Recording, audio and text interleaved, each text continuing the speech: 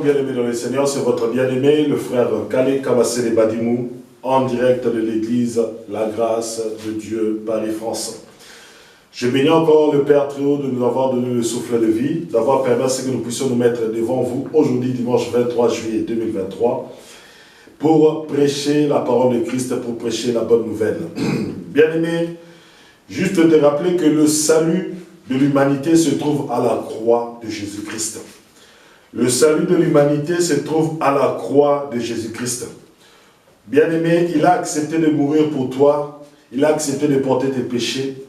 Et aujourd'hui, si tu l'acceptes, tu seras sanctifié, purifié et tu pourras avoir accès au véritable Dieu, le Dieu d'Abraham, le Dieu d'Isaac, le Dieu de Jacob.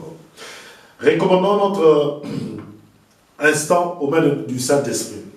Père Tout-Puissant, Père Éternel, nous te rendons grâce pour ce moment. Nous te disons encore merci parce que nous avons parlé de ton Fils, notre Seigneur Jésus-Christ. Gloire te soit rendue pour tout ce que tu feras, Père, durant cet enseignement. Père d'amour, Père de grâce, que ton amour, que ta grâce et ta faveur puissent se manifester à travers cette parole. Et que les gens puissent se repentir et qu'ils puissent revenir à la véritable doctrine, la doctrine des apôtres. Béni soit ta grâce et ta faveur, que ton Esprit Saint nous conduise et que ta parole puisse manifester sa puissance et son efficacité. Je ne peux rien de moi-même. Je suis là pour servir ce peuple. Alors, Père éternel, Père Tout-Puissant, le bon serviteur donne la nourriture au moment opportun et de la bonne nourriture. Que cette nourriture soit bonne et que ce soit une nourriture qui est au temps opportun. Nous te rendons gloire. Nous te disons merci pour tout ce que tu feras. Au nom de Jésus-Christ, notre Seigneur et Sauveur, j'ai ainsi prié. Amen, amen. Bien-aimés dans le Seigneur, c'est bien votre bien-aimé, le frère Kale Kabassele Badimou, en direct de l'église de La Grâce de Dieu Paris-France. Nos horaires de culte n'ont pas changé, toujours de 10h à 12h, au 12 square Gérard Philippe, 7890, dans la ville de Trappes. Nous continuons et nous allons clôturer notre enseignement sur la femme peut-elle enseigner dans l'église. Je pense et je crois qu'aujourd'hui, par la grâce de Dieu, nous allons clôturer cet enseignement. Nous allons prendre un peu des cas assez particuliers. Parce qu'il y a eu des gens qui pensent que lorsque nous disons que la femme ne peut pas enseigner dans l'église, la femme ne peut pas être ministre de Dieu, la femme ne peut pas être diaconesse, la femme ne peut pas être ancienne, les gens m'ont envoyé certains versets. Actes chapitre 18, à partir du verset 24 jusqu'au verset 28. Actes chapitre 18, à partir du verset 24 jusqu'au verset 18. Là, nous prenons un peu des cas assez particuliers, là où beaucoup de gens mettent un peu de confusion. Verset 24 au verset 28. Je lis au nom de notre Seigneur Jésus-Christ. Un juif nommé Apollos, originaire d'Alexandrie, était arrivé à Éphèse. C'était un homme éloquent, versé dans les Écritures. Il avait été instruit dans la voie du Seigneur. Et dans la ferveur de son âme, il prêchait et enseignait avec exactitude ce qui concerne Jésus. Bien qu'il connût seulement le baptême de Jean. Il se mit donc à parler avec assurance dans la synagogue. Priscille et Aquilas, qu'il avait entendu, le prirent avec eux et lui exposèrent plus exactement la voie. Comme il voulait partir pour l'Achaïe, les frères l'y encouragèrent et écrivèrent aux disciples de lui faire bon accueil. Arrivé là, il fut, par l'effet de la grâce, d'un grand secours aux croyants. Car il réfutait vigoureusement les Juifs en public, démontrant par les Écritures que Jésus est le Christ. On m'a dit que Priscille et Aquilas étaient un couple des apôtres. Aquilas est le mari, Priscille est la femme. Et tous deux sont des apôtres. Je dis, ah bon? Ok, lisons la Bible. Il y avait un juif nommé Apollos. qui était instruit dans la voie du Seigneur. Mais malgré qu'il était instruit dans la voie du Seigneur, malgré sa ferveur, malgré sa joie de prêcher que Jésus est le Christ, il n'avait reçu que le baptême de Jean. Nous connaissons très bien que le baptême de Jean était pour la repentance des péchés. Le baptême de Jean était juste pour un temps, pour un moment. Mais le véritable baptême qui devait venir, le baptême du Saint-Esprit, c'est le baptême au nom de Jésus-Christ. Jean était le dernier prophète qui annonçait l'arrivée de Jésus-Christ. Jean était le prophète qui baptisa Jésus-Christ. Jean était le prophète qui dit que l'Esprit Saint était descendu sur Jésus-Christ, que Jésus est le Christ, Jésus est le Fils de Dieu. Et Apollos, ayant appris tout cela, a commencé aussi à enseigner. Lui-même étant enseigné que Jésus est le Christ, lui aussi a commencé à enseigner, à dire, à proclamer que Jésus est le Christ, Jésus-Christ est le Sauveur, Jésus est le Fils de Dieu. Mais un jour, il était à Éphèse et il entra dans la synagogue. Et il s'est mis à parler avec assurance dans la synagogue. Écoutez, il s'est mis donc à parler avec assurance dans la synagogue. Priscille et Aquilas, qu'il avait entendu, le prirent avec eux et lui exposèrent plus exactement la voie du Seigneur. Et je suppose que lorsque Priscille et Aquilas ont pris Apollos, ils l'ont mis de côté. Ils ont dit, ce que tu prêches, c'est bien. Mais nous voulons te donner des exactitudes. Là, tu es flou. Ici, nous voulons t'aider à comprendre plus précisément ce que disait tel verset, ce que Jésus-Christ est, pour que tu puisses, avec exactitude, enseigner et proclamer que Jésus est le Christ. Allô? Alléluia. Alléluia. Est-ce que vous comprenez? Donc, Apollos avait une certaine connaissance, mais il n'avait pas l'exactitude. Et Priscille et Aquilas l'ont pris de côté et ont commencé à lui donner les exactitudes. Puisqu'un d'abord, il devait lui donner l'exactitude sur le baptême. Ils lui ont dit que le baptême que tu as, c'est bien. Ça, c'était le baptême de Jean.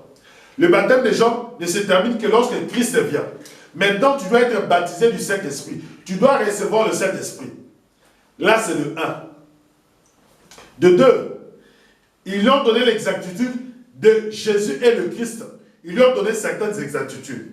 Maintenant, les gens ont dit que Aquilas, Priscille et Aquilas étaient des apôtres. Et ils ont enseigné. Ils ont dit que c'est Priscille, oui, ils ont dit que, comment il s'appelle? C'est Priscille qui a enseigné Apollos, qui lui donnait l'exactitude.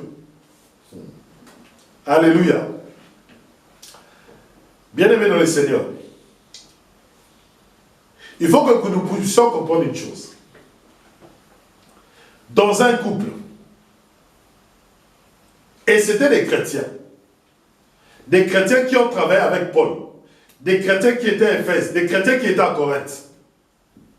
Et ils ont été instruits par Paul. Ils ont été enseignés par Paul. Or, comme ils ont été enseignés par Paul, croyez-vous que ils ne savent pas la place de la femme dans un couple?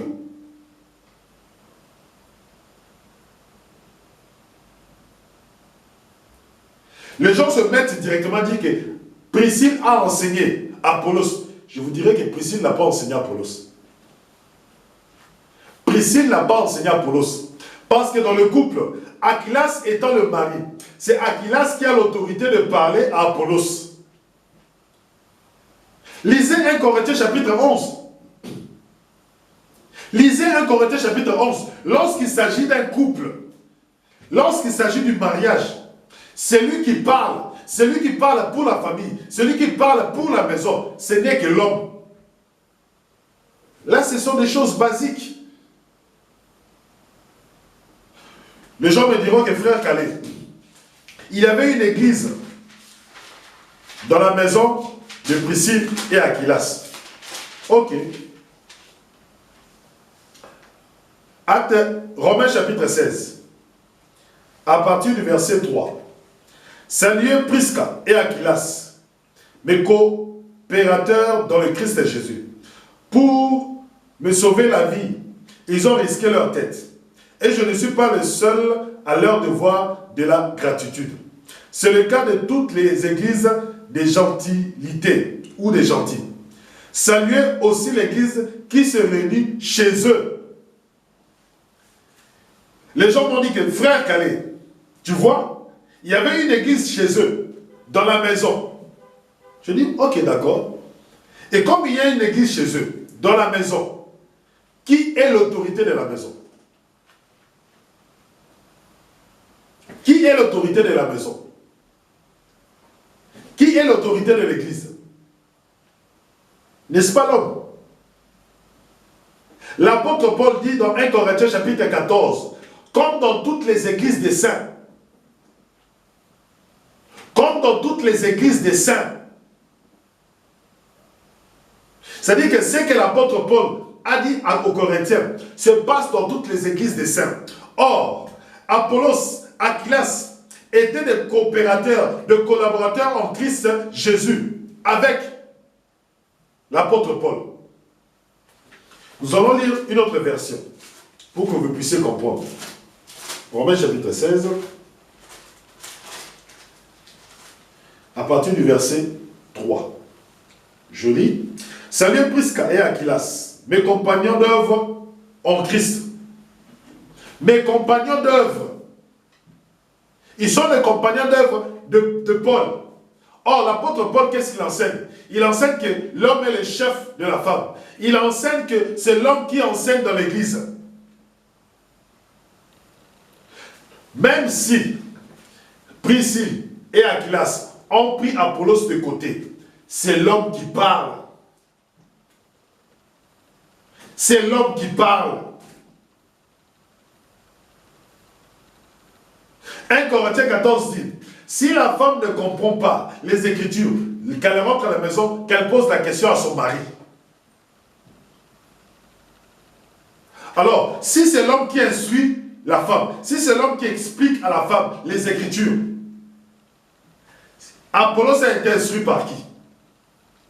Apollos a eu l'explication du baptême par qui?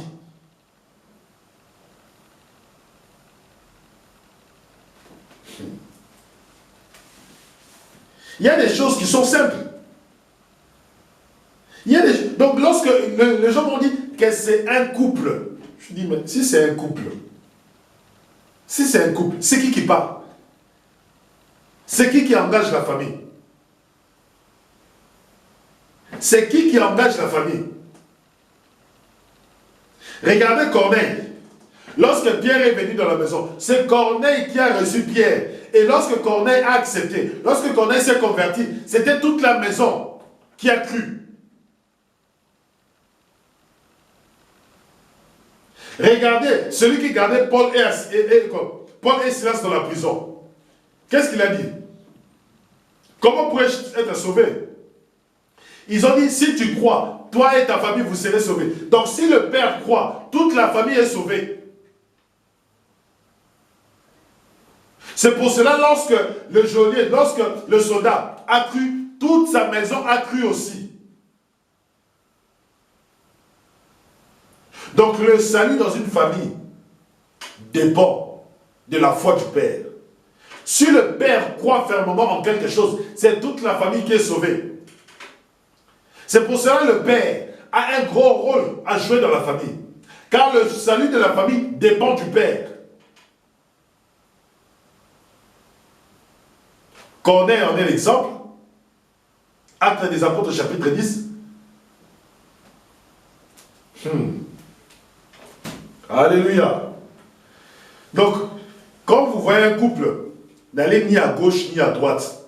Frère Calais, il y avait une église chez Aquilas et Priscille. Oui, il y a une église. Même s'il y a une église, je vous ai déjà dit que, comme les apôtres, il y avait aussi, lorsque l'église a commencé, il y avait des églises dans les maisons. Et ceux qui enseignaient, c'était qui? Les apôtres. Donc il peut y avoir une église ici chez moi, dans la maison, mais celui qui enseigne, c'est l'homme, c'est le mari.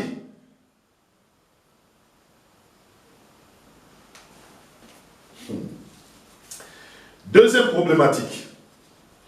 Le cas des filles de Philippe. Ah. Là encore, nous revenons à la case départ. S'il vous plaît, écoutez l'enseignement. Le premier enseignement, le 3 juin. Je vous ai donné l'explication entre enseigner, prêcher, exhorter, prophétiser. Il y a une différence entre prophétiser et enseigner. Il y a une très très grande différence. D'autres personnes me diront que, oui, frère Calais, à travers de la prophétie, Dieu donne des instructions. Mais Dieu donne des instructions, d'accord. Mais les instructions dans l'enseignement et les instructions dans une prophétie, c'est deux choses différentes. Tu ne peux pas dire que l'enseignement et la prophétie sont pareils.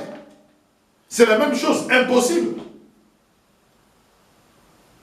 Impossible, tu ne peux pas le dire. Non, dans une prophétie, Dieu donne des fois des instructions. J'ai dit oui, j'ai dit amen, j'ai dit gloire à Dieu. Tu pouvais vouloir faire quelque chose. Dans ta tête, tu te disais que c'était la bonne voie à suivre. Mais il y a une personne qui, ayant le Saint-Esprit le touche et prophétise. Il te dit que la voie que tu veux suivre n'est pas la bonne voie. Suis telle voie. Là, c'est une instruction. Mais c'est pour autant que c'était l'enseignement. Je dis non. Non, pas du tout. Parce que Jésus-Christ, il s'asseyait et commençait à enseigner. Prenons Luc chapitre 10. Luc chapitre 10. Non, Matthieu chapitre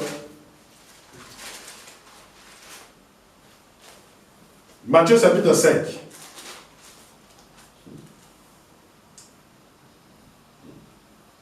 Matthieu chapitre 5, à partir du premier verset. Voyant la foule, Jésus monta sur la montagne. Et après qu'il se fut assis, ses disciples s'approchèrent de lui. Puis, ayant ouvert la bouche, il les enseigna et dit.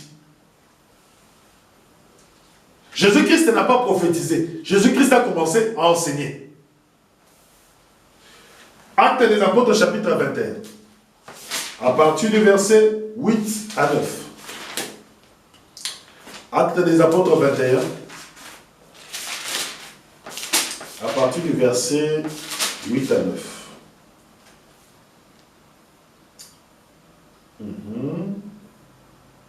Nous partîmes le lendemain pour gagner Césarée.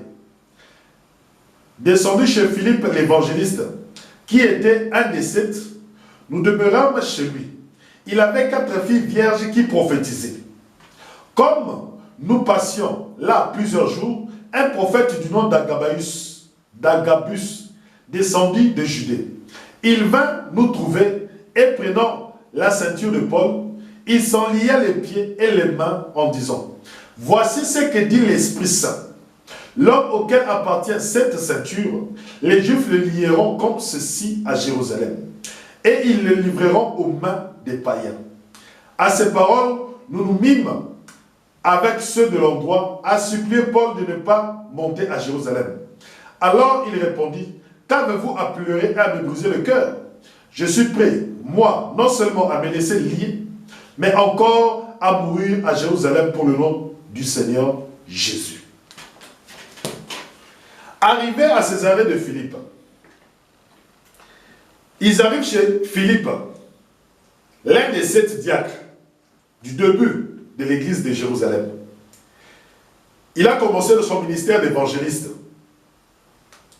Et la Bible précise qu'il est évangéliste, donc il a un ministère. Là, c'est Philippe. Il a un ministère. Et comme il a un ministère, Philippe a des enfants. Philippe a 4 filles. Et parmi ces 4 filles, toutes les 4 filles sont vierges et toutes les filles prophétisent. Toutes les filles prophétisent. Bien-aimé, ce n'est pas parce que tu prophétises que tu es apôtre. Ce n'est pas parce que tu prophétises que tu es ministre de Dieu, que tu es prophète, que tu es évangéliste. Les Écritures sont claires. Il y a un ministre, un évangéliste, et il y a des filles qui prophétisent dans son église, dans sa maison. Et lorsque les prophètes, un autre prophète est venu, au nom d'Agabus, il a pris la ceinture de Paul. Écoutez maintenant la différence entre enseigner et prophétiser. Actes des Apôtres chapitre 21, à partir du verset 11. Il va nous trouver, à partir du verset 10. Comme nous passions là plusieurs jours, un prophète du nom d'Agabus descendit de Judée. Il va nous trouver et prenant la ceinture de Paul, il s'en lia les pieds et les mains en disant, voici ce que dit le Saint-Esprit. Ainsi dit l'Éternel, ainsi dit l'Esprit de Dieu. Voilà celui qui prophétise. Comment est-ce qu'il prophétise? Ainsi dit l'Esprit. Donc même les filles de Philippe, lorsqu'ils commencent à prophétiser, ils disent ainsi dit le Saint-Esprit, ainsi dit l'Éternel, ainsi dit Dieu le Père, ainsi dit le Dieu d'Abraham, le Dieu d'Isaac, le Dieu de Jacob. Donc il y a toujours un ainsi dit. Ce n'est pas un enseignement. Il prophétise sur l'avenir de Paul. Il prophétise sur ce qui arrivera à Paul demain. Il dit, la prophétie dit ceci. Si tu pars à Jérusalem, voilà ce que les Romains te feront. Voilà ce que les Juifs te feront. Ils disent ce qui se passera si Paul met les pieds à Jérusalem. Il sera lié au niveau des pieds et au niveau des mains. Et les Juifs le donneront au niveau du païen. Alléluia. Bien-aimé, quand quelqu'un vient te prophétiser, il dit que demain, tu seras une grande personne. Il dit que demain, il y aura ceci. Il dit que demain, il y aura cela. Mais est-ce que c'est ça que vous appelez enseigner? C'est ça que vous appelez être ministre de Dieu? Est-ce que vous croyez que l'Église est perfectionnée par des prophéties? L'Église, sachez-le bien, l'Église n'est pas perfectionnée par des prophéties. Du matin jusqu'au soir, au lieu d'enseigner, est-ce que vous avez vu Jésus-Christ du matin jusqu'au soir prophétiser, prophétiser, prophétiser? Jésus-Christ, il arrivait, il se mettait assis et il commençait à enseigner le royaume. Comment pouvez-vous dire que, comme les filles de Philippe prophétisaient, elles sont des ministres, elles enseignaient? Elles avaient quel ministère?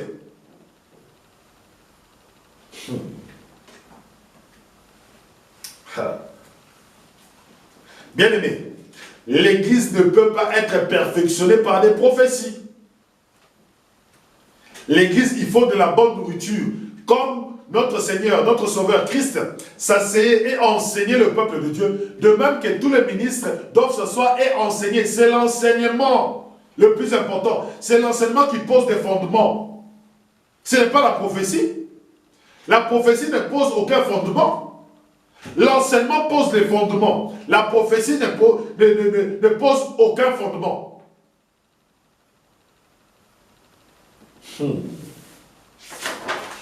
Alléluia. Maintenant, allons dans le cas de Junia ou Junias. Le cas qui pose polémique même chez les traducteurs de la Bible. Le cas de Junia pose problème. Bien aimé, c'est bien beau de me dire que frère Calais, il est écrit dans Romains chapitre 16, diaconesse, phobée. C'est bien. Mais lorsque tu entres en profondeur, tu verras ce qui est écrit dans la parole de Dieu. Venons maintenant dans le cas de Junia ou Junias. Dans Romains chapitre 16, à partir du verset 7. Romains chapitre 16, à partir du verset 7.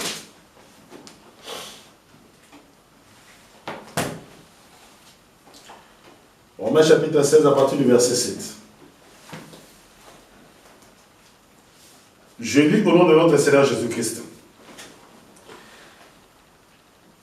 Saluez Andronicus et Junias, mes parents et mes compagnons de captivité. Ce sont des apôtres marquants qui m'ont précédé dans le Christ. Notre problème ici, c'est le nom de Junia. Les uns disent que c'est une femme, les autres disent que c'est un homme. Mais prenons les deux cas. J'ai fait des recherches sur ce nom Junia. Le premier cas, c'est que ceux qui encouragent les femmes à être des ministres, apôtres, pasteurs, évangélistes, prophètes, docteurs, anciens et diacres, ils disent que cela montre la preuve que il y avait des apôtres femmes. Il y avait des apôtres femmes qui enseignaient. Mais lorsque nous allons dans la traduction, nous cherchons à comprendre que si c'est une femme, Junia est une femme, cela contredit tout ce que l'apôtre Paul a dit. Cela s'oppose à tout ce que l'apôtre Paul a dit. C'est pour cela que vous voyez que les gens commencent à chercher des prétextes et des contextes. Quand quelqu'un dit Junia était une femme, mais lorsqu'on lui présente que l'apôtre Paul dit dans 1 Timothée chapitre 2 que je n'autorise pas la femme à enseigner, ni de prendre l'autorité sur l'homme, il se bute à un problème. Il se dit, mais si Junia est une apôtre, mais là-bas l'apôtre Paul dit qu'elle ne peut pas enseigner. Il y a contradiction. C'est pour cela que vous voyez que beaucoup de gens, pour 1 Corinthiens chapitre 14, pour 1 Timothée chapitre 2, ils commencent à chercher des prétextes et des contextes. Vous commencez à entendre l'histoire des prétextes et des contextes. Non, dans ce contexte-là, il y avait ceci. Dans ce contexte-là, il y avait cela. Alléluia. Ils ont commencé. Non, tu vois, on parlait pas de toutes les femmes, on parlait des femmes mariées. Bon, prenez l'exemple. Si 1 Timothée chapitre 2, à partir du verset 11, à partir du verset 9, parlait uniquement de l'interdiction que les femmes puissent enseigner. Mais Andronicus et Junia, vous me dites qu'ils sont un couple. Qu'ils sont un couple. Vous me dites que Priscille et Aquilas sont des couples. Or, s'ils sont des couples, la femme ne peut pas enseigner. Alors, comment est-ce que vous, aujourd'hui, vous autorisez que des femmes qui sont mariées puissent enseigner? Si vous vous dites que c'est pour les gens qui sont mariés.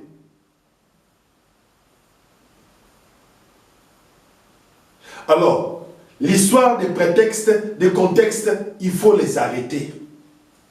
1 Corinthiens chapitre 14 dit clairement, comme dans toutes les églises des saints, que la femme se taise.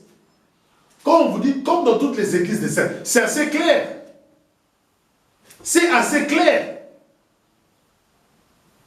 L'apôtre Paul parle de saluer Andronicus et Junia, mes parents et mes compagnons de captivité. Donc, c'est-à-dire que c'était des gens qui étaient proches de Paul.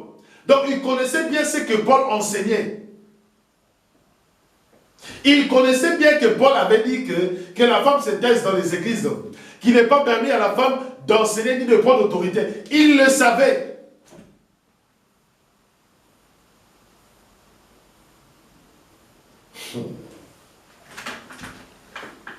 C'est pour ça que je ne comprends pas. Si réellement vous lisez toute la Bible, vous ne pouvez pas construire une doctrine avec un seul verset. Tu ne peux pas construire une doctrine avec un seul verset. Impossible. C'est pour cela que les gens s'empressent de se jeter dans ce gouffre. Non, c'était une femme. Écoutez, moi j'ai fait des recherches. Si c'est une femme, cela contredit tout ce que Paul a dit. Si c'est un homme, il y a juste un seul problème. Si Junia est un homme, il y a un seul problème. Parce que les gens qui transcrivent, les gens qui font les versions de la Bible, disent qu'ils ont cherché le nom de Junia en tant qu'homme, ils n'ont pas trouvé. Le seul problème que nous avons, c'est que Junia a été mentionné qu'une seule fois dans la Bible. Qu'une seule fois. Donc nous ne pouvons pas nous baser sur cela pour dire que les sœurs doivent devenir des ministres, les sœurs peuvent devenir des diacres et des anciens. Vu les conditions que nous avons dans 1 Timothée chapitre 3 et 1 Timothée chapitre 2. Nous ne pouvons pas accepter.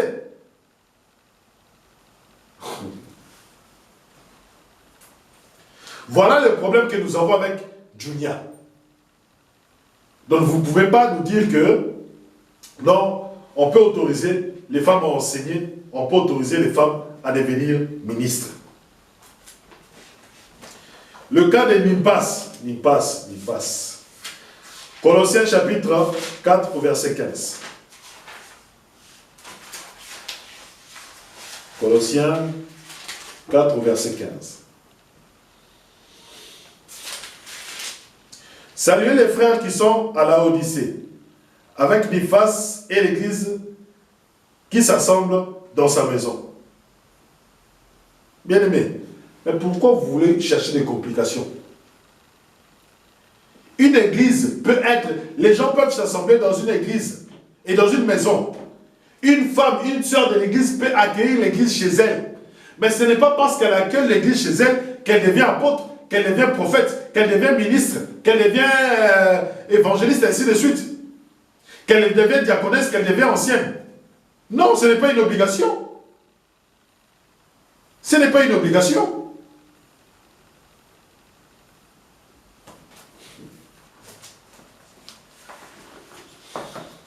En conclusion, bien-aimés,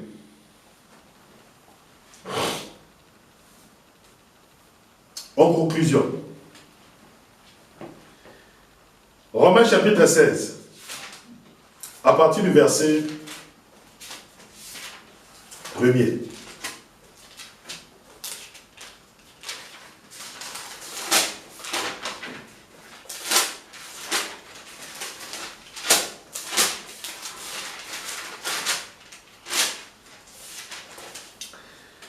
Je vous recommande Phébé, notre sœur, diaconesse de l'église des Chancelleries. Offrez-lui dans le Seigneur un accueil digne des saints et assistez-la en toute affaire où elle aurait besoin de vous.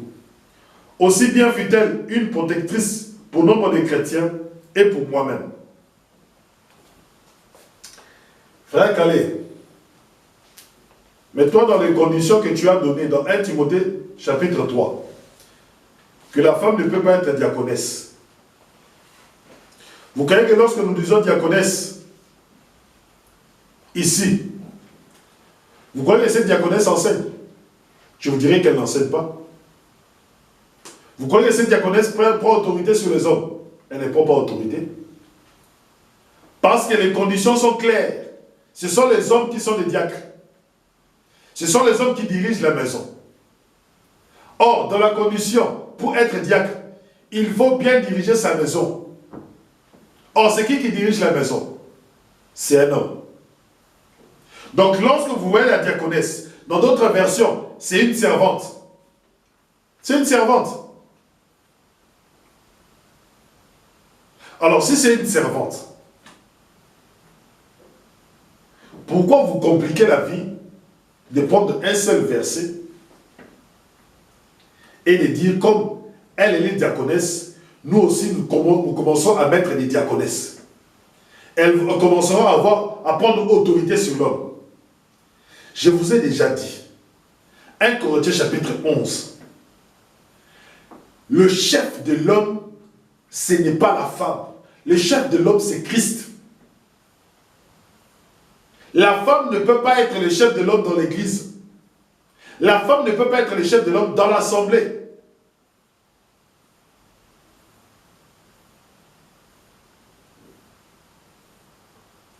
C'est là que vous prendrez des prétextes, c'est là que vous prendrez des contextes. Frères bien-aimés, c'est mentionné, c'est clair, c'est écrit noir sur blanc. Oui, bien-aimés, je n'autorise pas la femme à enseigner ni à prendre l'autorité, c'est écrit noir sur blanc. Et quand nous regardons les conditions pour être diacre, ils ont dit, si quelqu'un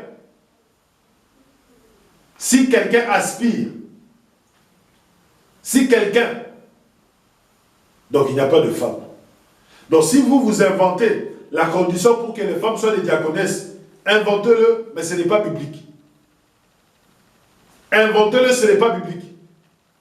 Comme il y a des hommes, automatiquement, il y a des femmes. Ok, lorsque tu prends les conditions pour les hommes, même ça maintenant sur les femmes, tu verras que ça ne marche pas. Tu verras que ça va à l'encontre de la parole. tu verras que ça va à l'encontre de la parole. Parce qu'on dit que l'homme doit bien diriger sa maison. Lorsque maintenant tu le mettras sur la femme, tu diras que la femme doit bien diriger sa maison. Est-ce que la femme dirige la maison ou c'est l'homme? Tu vois qu'il y a contradiction.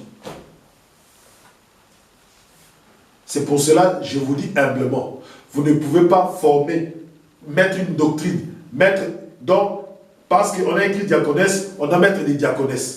Non, bien aimé. Les ministres doivent lire la parole, de la Genèse jusqu'à l'Apocalypse. Et il doit y avoir des versets qui confortent, qui corroborent, qui disent que ce qui est écrit est vrai.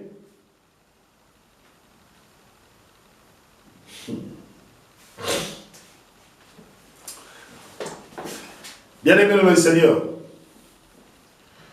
nous sommes arrivés à la fin de cet enseignement. Et notre conclusion est sans appel. Humblement, je vous dis, je lis de la Genèse jusqu'à l'Apocalypse. Je n'ai pas vu de femme ministre. Et les conditions pour être ministre, pour être diacre, pour être ancien, c'est être des hommes. Et bien aimé, j'appelle aussi à la repentance. Ces femmes qui sont ministres, ces femmes qui sont diaconesses, ces femmes qui sont anciennes, qui sont des matriarches. Il faut bien lire la parole. Avant de prendre une décision, il faut bien lire la parole. Mais la conclusion n'est pas compliquée, la conclusion est simple. La femme ne peut pas être apôtre, prophète, évangéliste, docteur, ni berger. Elle ne peut pas être ancienne ni diacre. Elle peut servir dans l'église parce qu'il y a beaucoup de choses. Elle peut chanter, elle peut prophétiser, elle peut prier, elle peut avoir le don des miracles, elle peut avoir le don de la foi, elle peut avoir beaucoup de dons. Beaucoup de dons. Mais elle ne peut pas enseigner ni prendre autorité sur l'homme. Père éternel, Père Tout-Puissant, nous te rendons grâce, nous te disons encore merci parce que nous clôturons cet enseignement. Nous te disons encore merci parce que ton esprit nous a guidés, nous a conduits durant tout ce temps de l'enseignement. Béni soit ta faveur et béni soit ta grâce. Merci d'avoir ouvert les yeux sur cet enseignement. Et nous savons aujourd'hui avec certitude, avec conviction, que la femme ne peut pas prêcher ni enseigner dans l'église. Que ton nom soit béni et glorifié. Nous te disons encore merci pour tous ceux qui sont sortis des ténèbres à la lumière, pour tous ceux qui sont revenus dans le droit chemin, pour tous ceux qui se sont repentis. Nous te disons merci de cette œuvre. Nous te disons gloire, Père. Au nom de Jésus-Christ, j'ai ainsi prié. Amen. Amen. Bien-aimés dans le Seigneur, je vous dis à dimanche prochain. Nous recommencerons maintenant notre enseignement sur la génération actuelle face à notre Seigneur Jésus-Christ. Et nous recommencerons maintenant les évangélisations dans les rues. Que Dieu vous bénisse. Pour tous ceux qui veulent me contacter, sur les liens sur la description de ce lien, vous trouverez mon numéro de téléphone. WhatsApp est normal. Si vous avez des questions par rapport à l'enseignement de la femme, n'hésitez pas à m'appeler. Et s'il y a moyen, nous ferons un direct et vous pourrez poser des questions. Je vous dis à dimanche prochain. Que la gloire revienne à notre Seigneur Jésus-Christ, qui est le Fils de Dieu. Je vous dis à dimanche prochain. C'était l'église, c'est votre frère, Kale Kabassele Badimou, Église La Grâce de Dieu Paris-France, au 12 square Gérard Philippe, à Trappes. Soyez bénis. Si Dieu nous prête vie, nous serons là la semaine prochaine.